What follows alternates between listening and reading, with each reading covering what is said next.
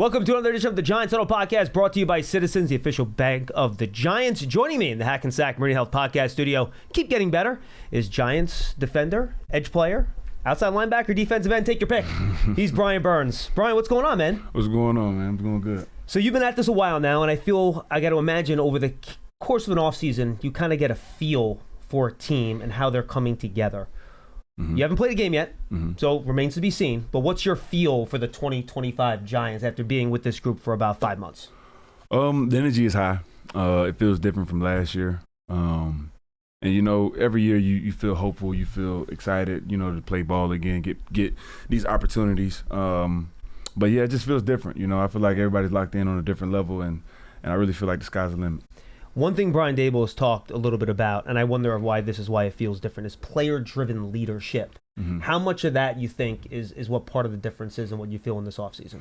I think that plays a big part. And I definitely see most of it coming from Russ, and even like unintentionally. So I would say like it's definitely a big part of why it feels different. Like I feel like there's leaders stepping up in different areas of, I would say, in different areas of leadership, in different ways. They're touching different guys, connecting with different guys, and I feel like that's what brings the team together. When you have someone like Russell Wilson come into the building, where you guys have all seen him win Super Bowls, be in Super Bowls, does that lift and just bring a larger confidence level to the group in general, knowing that he is your field general and he, frankly, knows what he's doing? Yeah, he's done it. Yeah. Yeah, no, it definitely does. I try to pick Russ brain every day for the most part because, we're right next to each other. And I think he's a valuable resource to get, information from, just as far as being a vet, being a professional, and being a man, even on the outside of these walls. But, to see a guy like him, the way he handles himself, the way he talks to everybody, he's a nice guy, but he's also done this at a very high level, and he's accomplished what we all want to accomplish. So it's good to have him as our leader, Is it odd to see a quarterback even have that big of an impact on a defense? Because I know a lot of times it's kind of siphoned off a little bit, right? Depending on the team. I wouldn't say it's odd. The quarterback is the leader of the team for the most part. Of course, the defense, we got our own thing. He's not going to affect us too much, but just as far as affecting me as a professional, sure, and as a man, is a beautiful thing to see. You talk about leadership. I know you wanted to try to be a better leader and be a leader this offseason. You were named the captain. Yep. So what you talk about leading in different ways. What does player-driven leadership mean to you? How do you assert your leadership on the team on defense? Mainly by just showing the guys how it's done. And I have to uphold that standard. Sometimes I will slack, and I give them free will to call me out. Just because in the game or in the situation, I'm not perfect. And the same way I hold y'all accountable or hold y'all up to the standard, y'all should hold me up to the standard as well. So I'm free for anybody to call me out. And if they call me out, I don't have any excuses or nothing like that. I'm just like, all right, I got you. And I go back out and I do it better. So. Is that why leadership's important, so that there is accountability across the roster, not just to the coaches, but to have to look your fellow teammate in the locker room in the eye, knowing that they put everything out there and you didn't? Is that really what the difference is? It is, and that's why I told you I go by example. Like I'm not going to lead somebody to do something that I won't do. Yeah. And I give you free range to call me out if I'm tripping or if I'm not doing what I need to do, and vice versa. So. The Giants Huddle podcast is brought to you by Citizens, the official bank of the Giants. From game day celebrations to your everyday financial needs, Big Blue fans can get the most out of every moment with Citizens. Learn more at citizensbank.com/Giants. The Giants Foundation will host a 5K Racing Kids Run presented by Quest on Sunday, October 26th at 9 a.m. at MetLife Stadium. Net proceeds would benefit the Giants Foundation. All participants will receive a commemorative t-shirt after the race. Stay for a festival with appearances by Giants legends and a live DJ. Register now at giants.com/5K. The Giants Foundation is a 501c3 nonprofit corporation. Huddle up, get in here. If you're lined up here, you gotta go over the middle with it to score. Great. How do we make that happen? I don't know, but Citizens does. Make sense of your money with Citizens, official bank of Eli Manning. Was it cool to be named captain? It was, yeah. It was cool. It was real cool. Very good. All right. So a lot of additions on defense. We talked about Russ on offense. What has been their impact, the Paulson Adibos, the Javon Hollands, throwing Abdul Carter in a drive, or Robertson Harris? Now that you've seen you guys together in, preseason games, real practice situations with pads, what kind of impact have those newcomers had on the defense? It's been a great impact, honestly. I would say from Adebo, Holland, and Roy, I would say it's mainly just from an experience type of feel. Like the communication is so much smoother.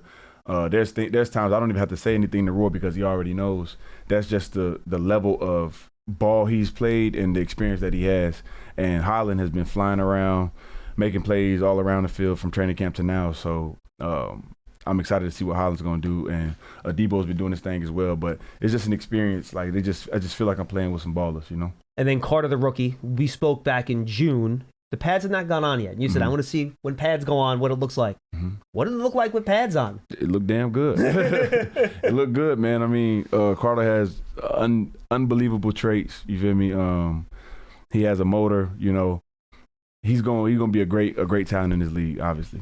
Did the power show up once the pads come on? No, they did. And the burst? Yeah, he has it. He has quick twitch, and he can get to his power and his extension very, very easy. And another thing we talked about in June was you want to see what Shane Bowen does with the playbook once everyone's here and in place.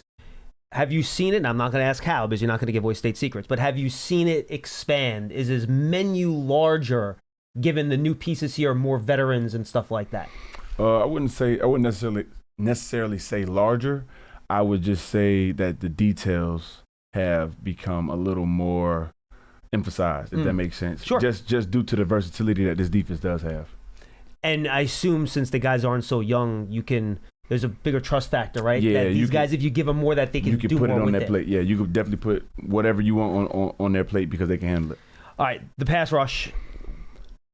I don't want to ask you how exciting it's going to be. What do you think this is going to look like, or do you even not know what's going to look like when you finally do get a team into a 3rd and 8 or a 3rd and 9 when who knows who's going to be on the field? What could fans expect when you do get teams into those passing situations?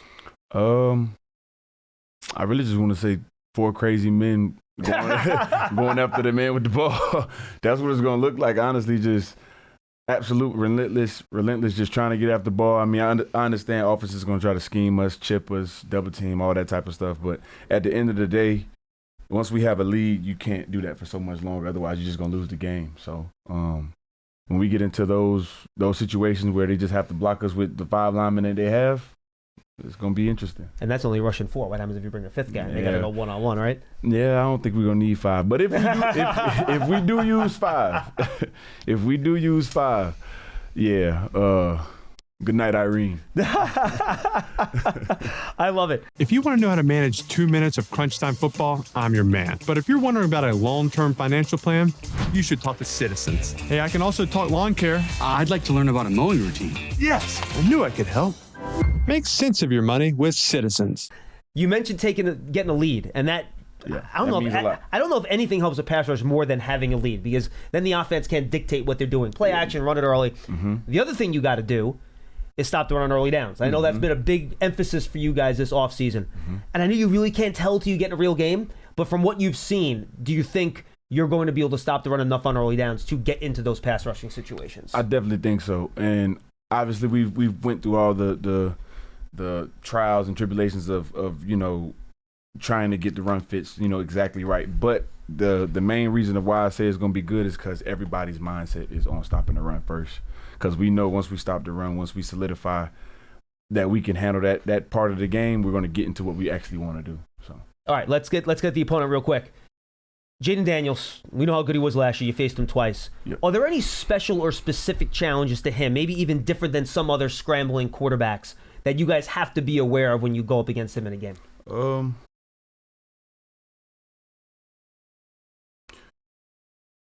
Yeah, I feel like he poses the same threat that most quarterbacks that can run pose.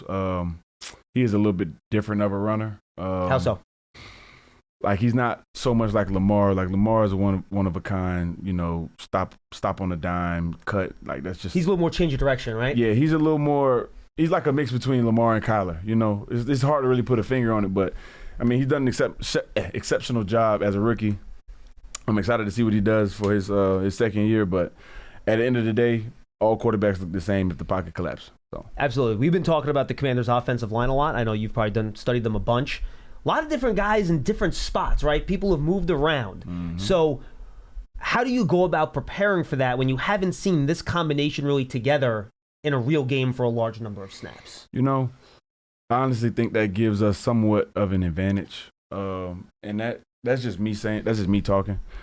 I necessarily feel like, obviously, we haven't seen some of these guys in different spots. Like their rookie tackle they drafted last year and is now playing guard. Yeah, Brandon Coleman, yep. Things of that nature. But I mean, and even Connerly, the rookie, he was a left tackle in college his whole career. Now he's playing the right side, right? Yeah, and that doesn't bother me necessarily. And what I mean by it, an advantage is just, sometimes you can get caught up in what a guy looks like on tape or what he looks like against somebody else. But when you really, you study them, you know what type of person he is. But when you line up, you kind of just rely on your instincts and you feel it out. You feel it out, yeah. So that's kind of how I'm viewing it. I don't really view it as a disadvantage. Same deal with the run game. No more Brian Robinson. He was kind of the battering ram. I know they have Chris Rodriguez, though he can kind of play that same type of role. But Merritt's a rookie. New guy, Eckler is Eckler. Do you think their run game might look a little bit different than it did last year because of the new personnel, not only up front but in the backfield? I think the plays will still be the same. I just think it's going to be a different type of runner running them. Brian was more downhill, big body, turn over his feet constantly. Now we have a little more of a scat back in the rookie, and Eckler is also very shifty. So I feel like he's going to be a different runner, but the same plays. What's your message for Giant fans heading into the 2025 season? Honestly, man, just expect big things. I want y'all to come out, support, give us all your energy, and we're going to do our best. This is what we do, and I'm very excited for this year. I'm very excited for all the guys we have, all the new additions, and I think it's going to be a great year for sure. Oh, we can't wait to see you guys on the field. Brian, appreciate it, man. That's Brian Burns on the Giants Huddle podcast, brought to you by Citizens, the official bank of the Giants. From the Hack and Sack Brady Health podcast, keep getting better. We'll see you next time, everybody.